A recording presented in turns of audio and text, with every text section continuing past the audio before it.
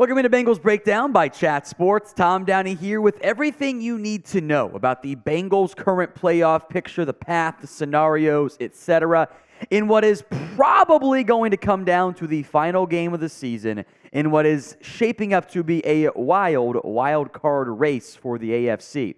Here's where things currently sit. The Ravens have clinched a playoff spot at 11-3. They're the only AFC team who has clinched it. Of course, what matters for the Bengals is sneaking on in as a wild card team. They are one game behind the Browns at the number 5 seed, and they have the 6th seed, tentatively speaking, via tiebreakers over Indy, Houston, and Buffalo. Jags have tiebreakers in the AFC South. Pittsburgh and Denver lurk a game back. The Raiders and Chargers, for the time being, are technically allowed.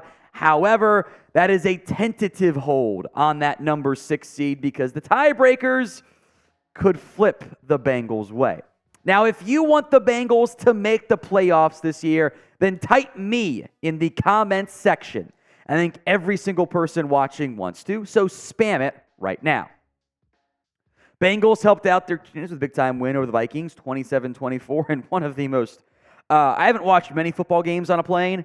That was by far the most wild one I've watched on a plane in my entire life. Now they have the Steelers on Saturday, Chiefs and Browns. Now you will notice that some different playoff probability odds out there. They've adjusted a little bit here. When we built this initial team card for Monday, it was 35%. You will know, and I kept this way on purpose, Monday it was 35%. Today, Wednesday, it is up to 37%. The reason being, Houston has gone down.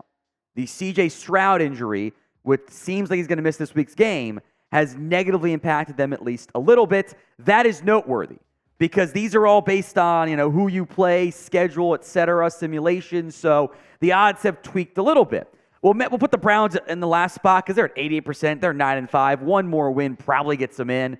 Jacksonville, who I will include here because I'm doing the 3 wild card spots. We'll assume one goes to Cleveland. 2 spots open, and 1 AFC South champion. Jacksonville's now in a tie. Their schedule gets much easier, though. 71% for the Jags. The Bills, 69%. Yes, they are that high because they're getting hot as of late. It is nice. Thank you, Producer Chris. Texans, 55. Indy, 53. Bengals at 37. Denver at 23. Steelers down there at 4. You're going, how is the 6th seed only at 37%? Schedule left, and the tiebreakers don't really go the Bengals' way. We'll break it all down. I'll explain why here in a little bit. But will the Bengals make the playoffs? Y for yes, N for no. Sound off for me in the comment section at the pinned comment of today's video. If the ad comes here on YouTube, take advantage of it. Head down there and let me know. Now, part of the reason why the Bengals' playoff odds are lower is they're favored against Pittsburgh, and then will be underdogs the final 2 games of the season. So the projection for most of the Sims is 1 and 2. Now you start to see why. 6% chance of the 5 seed, still alive for it, which is basically the almost win out scenario. 6 seed, 14%. 7 seed, 17%. They are alive. Now what matters for the Bengals here is the multi-team wildcard focused tiebreakers. The number 1 tiebreaker used here is going to be to eliminate all but the highest ranked team in each division. So that's why you saw Houston below, which for now, it's a good thing. We're cheering against Houston for the Bengals because they have the head-to-head loss. In the events of head-to-head sweeps, if all teams have played each other that are in this little grouping, 3-team, 4-team, whatever, then that would apply. It's not probably going to apply enough for the Bengals. And then it would jump down to conference win percentage, common games win percentage, strength of victory, strength of schedule. And that is where things get a little bit dicey for Cincinnati. Some of the division tiebreaker stuff helps. Some of the head-to-head sweep stuff helps them as well if the right teams are in it.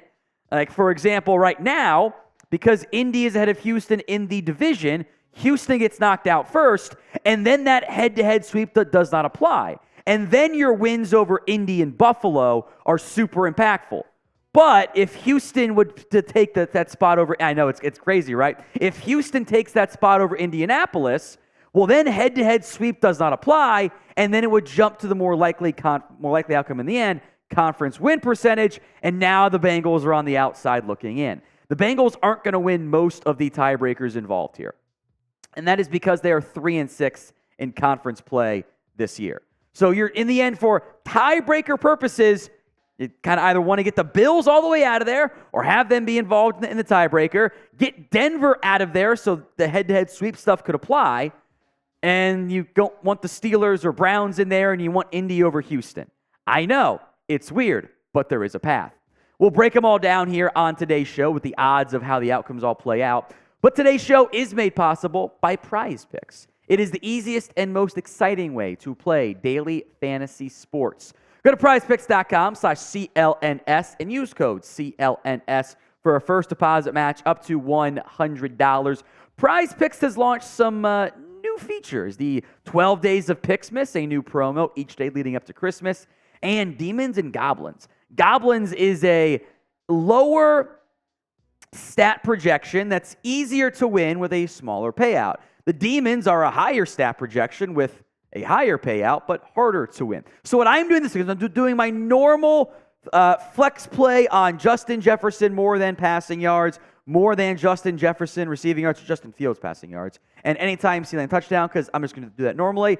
Then I'm going to go aggressive, and I'm going to go with the power play with Josh Allen, Goblin, easier to hit, 199.5 passing yards. Go to prizepicks.com/CLNS and use code CLNS for a first deposit match up to $100. Links in the comments section and the description of today's show. The Bengals' remaining schedule breaks down like this. Week 16 at the Steelers. That is a massive game for Cincinnati because if you lose that one, you're going to be dogs in the final two games and your odds are going to drop. At the Chiefs, Week 17, and a potential win and in scenario in Week 18 against Cleveland. So these are the Bengals' playoff odds. Win out, and they are in. You get in. 11 wins gets you in if you are Cincinnati because you'll take out Pittsburgh and get some tiebreaker boosts there across the board. If you win 2 and lose to either Pittsburgh or Kansas City, you're at 72%. If you win 2 and lose against Cleveland, it drops down to 66%. So there is some adjustments there based on potential tiebreaker outcomes. If you only beat Pittsburgh, 11% chance. You only beat Kansas City, 7% chance. You only beat the Browns, 6%. Reason being, you beat Pittsburgh, you basically knock them out. So that's why those odds go up higher. Because Chiefs and Browns could probably still will get in even if you beat them. What I'm saying is this. Bengals need to get to 10 wins.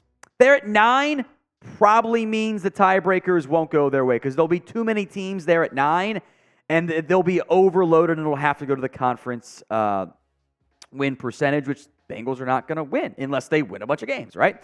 So what is your confidence level in the Bengals making the playoffs this year? Scale it for me from 1 to 10. 1 on the low end, 10 on the high end.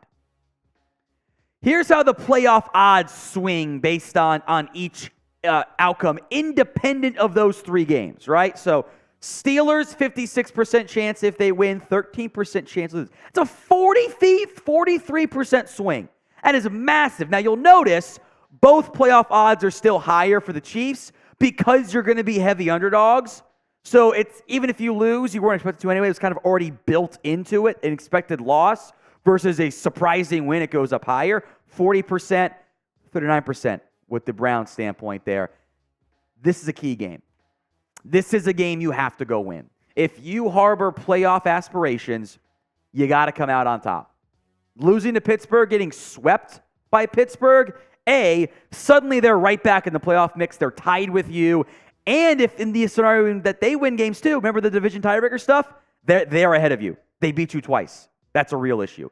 This is a must-win football game. On the road, hostile environment, desperate team theory. Cincinnati must win this game if they're going to have a realistic shot of making the postseason going into Week 17. We will be live for this game on Saturday. I cannot wait for it. Hit that sub button, youtube.com/Bengals TV for more free Bengals videos and our live watch party. All right, the Week 16 rooting guide. Bear with me here. We'll hang out here for a little bit. The percentage you see is change in playoff odds versus the win outcome that you want or the loss outcome that you don't. You'll notice the Patriots, 9%. They're underdogs against Denver, so it's a little bit higher as it is. It's kind of built in, Denver, meanwhile, is a team you kind of want out of those tiebreakers, because if you can keep Denver out of there, you have the scenario of the head-to-head sweep. Like, the tiebreaker scenario, the Bengals win, is it jumps to head-to-head, and you are tied for one of those last spots with Indy and Buffalo. Or Jacksonville, potentially, if they fall apart and someone else gets in there, because you beat those teams head-to-head. Those are actually your only AFC wins so far this year, which is a problem. Chargers over Bills, again, get them out of there.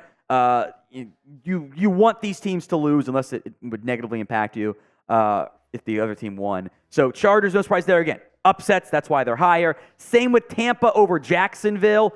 If Houston's going to win games, basically, you want them to win the division. With that said, you'd rather them lose football games in a minute. Dolphins over Cowboys, that's the keep Buffalo out of the AFC East Championship chances. That's what that is there. Falcons over the Colts. Not the end of the world if Indy wins, because you have the head-to-head potential tiebreaker over them, but they also have a better conference record. It's NFC game, not as impactful. Still want them to lose. Browns over Houston is a lower game here. Reason being, you do want Texans out of it. Like, get them out of here, because you're going to have tiebreaker issues there if they're still in the mix. But it's also against Cleveland, so it still kind of hurts you a little bit. That's why it's only 3%. It'll be higher next week for Houston.